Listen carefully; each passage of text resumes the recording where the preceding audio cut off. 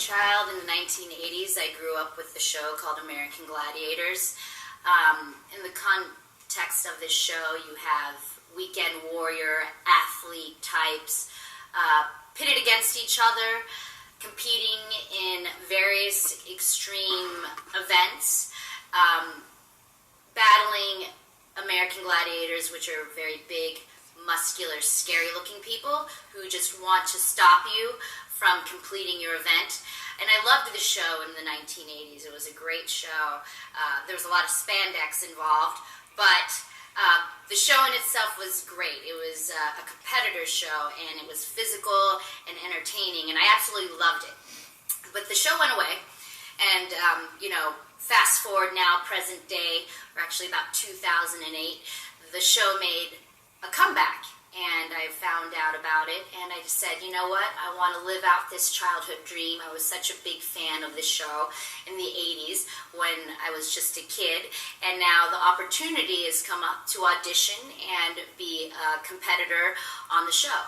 So I initially went to tryouts for the show in Orlando, Florida at Universal Studios, where they made us do a series of exercises, as many pull-ups as you can do, some sprints, and some various footwork drills. And then as soon as the events were over, they immediately put you in front of the camera to see how you interviewed after being physically exerted. So there were thousands of people at this audition, and I did very well in the physical portion of the tryouts. And then as soon as they put me on camera, they asked me, well, why would America want to watch you? You know, we have a lot of athletes out here, a lot of people who are physically able to compete on the show, but why would America want to watch you? And I told the cameraman and the interviewer at the time, I said, why wouldn't America want to watch me? Are you kidding me? So I guess that was the proper response, because I got a call back for the next round of auditions. And I went through a series of those. And eventually, the final audition was a 2-week boot camp out in LA.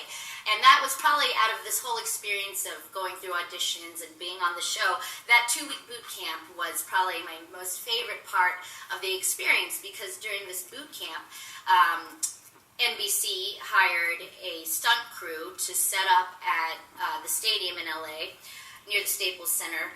The whole parking lot was filled with various obstacles. So there were all the obstacles there, all the events were set up during this 2-week boot camp where you would run through it.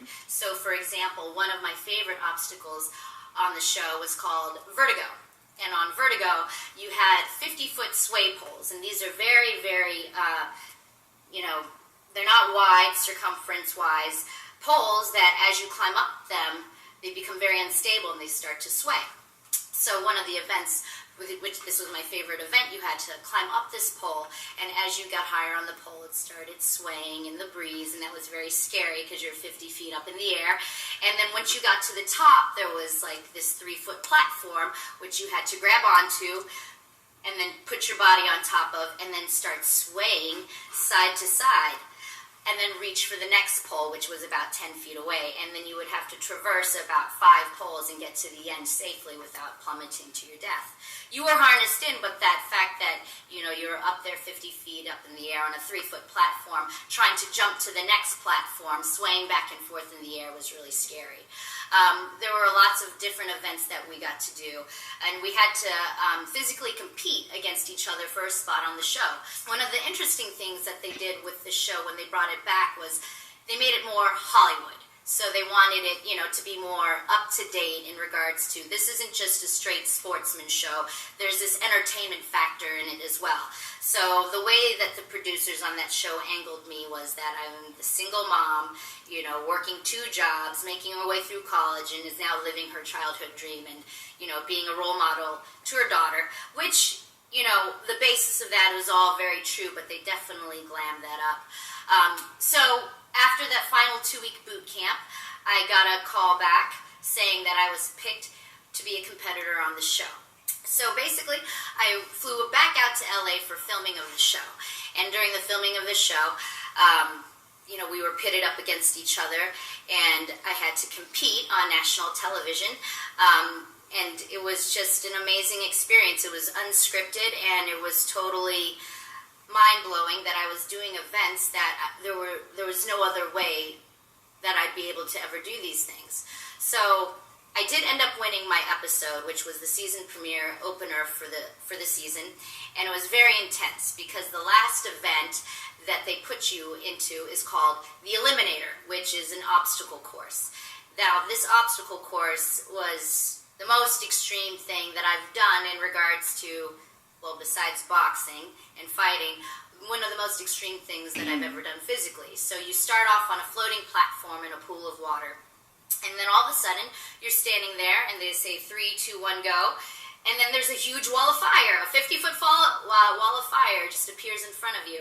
And you have to jump into the pool of water and swim underneath the fire.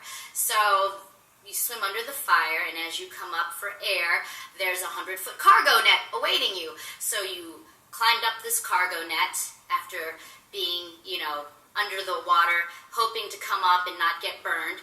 And on top of that, my competitor who I was running against actually had a 5-second head start on me. However, at the end of the cargo net, I said, peace out, I'll see you at the finish line. Came across towards the finish line, and the last obstacle that we had to traverse before the finish line was a treadmill that was on almost a 90-degree angle going backwards at like 20 miles an hour. So this was the most dramatic part of the show because it took us about 15 minutes for us to actually get up it. So I'm standing at the base of this backwards hell treadmill, attempting to get up it over and over and over again. And that lead that I had on my competitor, she came up right behind me, and my heart just sank because at this point in time, every energy system was depleted in my body. And once again, I was left feeling numb from my fingertips to my toes.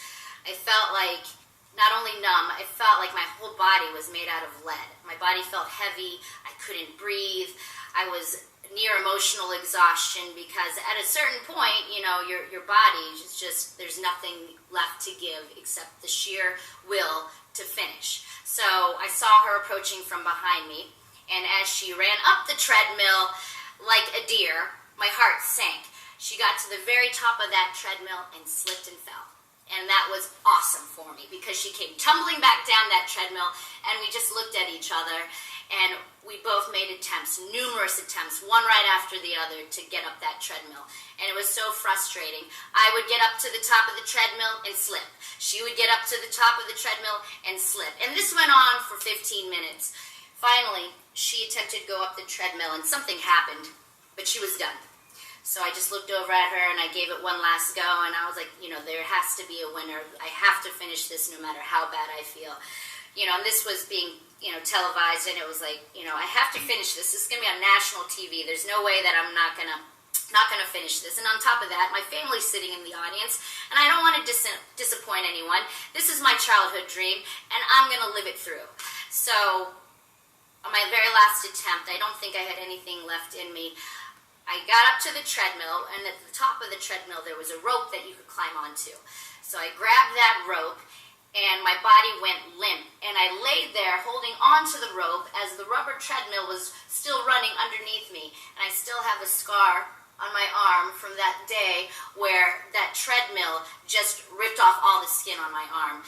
But I wasn't going to let go of that damn rope. There was no way. I was at the top of the treadmill, and I had made it, and I was bloody. I don't know what happened to the competitor behind me, but I just pulled myself up, brought myself up to my feet, got to the top of the treadmill, and at the top of the treadmill was a rope that was hanging, so you had to grab onto the rope and swing out 20 feet and then drop into a pool of water.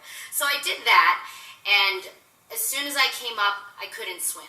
My body was so depleted at that point that I couldn't even tread water. So the scuba people, who were the safety people in the water, had to come and rescue me, which you did not see on national TV. After they took me out of the pool, I just laid down on the ground. The medics attended to me. But you know what? It was the best feeling ever because A, I won, and winning is great.